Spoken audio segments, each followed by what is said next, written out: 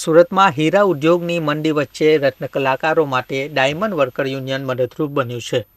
હીરા ઉદ્યોગ જ્યાં મંદીના મારમાં સપરાયો છે, તો બીજી તરફ રત્ન કલાકારોની પરિસ્થિતિ પણ દિન પ્રતિદિન દયનીય બની છે। ત્યારે આર્થિક રીતે કપડા ચઢાણ ચડતા રત્ન કલાકારોની વહારે ડાયમંડ વર્કર યુનિયન આવ્યું છે।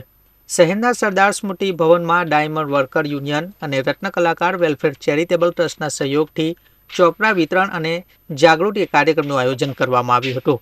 આ કાર્યક્રમમાં અંદાજિત 10,000 જેટલા રત્ન કલાકારોના બાળકોને 1 લાખ જેટલા ચોપડાનું નિઃશુલ્ક રીતે વિતરણ કરવામાં આવ્યું હતું।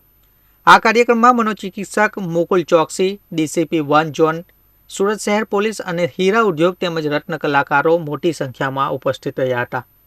આ પ્રસંગે સુરત પોલીસે વધતા આપઘાતની ઘટનાઓને અંકુશમાં લેવા માટે વિશેષ માહિતી આપી હતી, જ્યારે મનોચિકિત્સક મુકુલ ચોકસીએ પણ રત્ન કલાકારોને આપઘાત ન કરવા માટે વિશેષ સમજણ આપી હતી। ડાયમંડ વર્કર યુનિયન અને હીરા ઉદ્યોગના ઉદ્યોગકારોના સહયોગથી 10,000 વિદ્યાર્થીઓને 1 લાખ બુક વિતરણ અમે અહીંથી કરવાના છીએ અને આ બુક વિતરણ અમે કરી નાખ્યું છે। અને આપઘાતની અંદર કઈ રીતે લોકોની જાગૃતિ આવે અને આપઘાત કઈ રીતે રોકી શકીએ એ માટે સારા સારા વક્તાઓથી પણ આ આયોજનને સફળ બનાવવા માટે રત્ન કલાકારો અને અમારી જે ટીમ છે એને હું ખૂબ ખૂબ આભાર માનું છું અને આ કાર્યક્રમની ઉપસ્થિત રહેલા તમામ મહેમાનોનો પણ હું ખૂબ આભાર માનું છું। એક શૈક્ષણિક સંસ્થાની અંદર સારું શિક્ષણ પ્રાપ્ત થાય, ઉત્સાહ વધે, એની માટે પણ ઇનામ વિતરણનો કાર્યક્રમ કરે છે। સાથે સાથે નોટબુક વિતરણનો પણ કાર્યક્રમ કરે છે।